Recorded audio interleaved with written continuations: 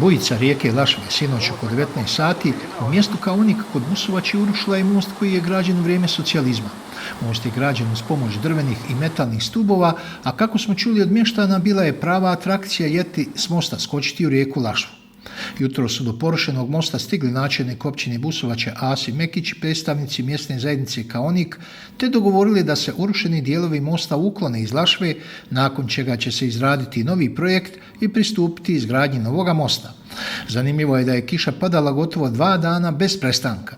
Štete nisu ni blizu u usporedbi sa prošle 2 poplave koje su zadesile Lašvansku dolinu i središnju Bosnu. Snimili smo kadrove na brani male hidrocentrale u Vitezu i sinoć u mjestu Gladnik kod Nove Bile, pa pogledajte.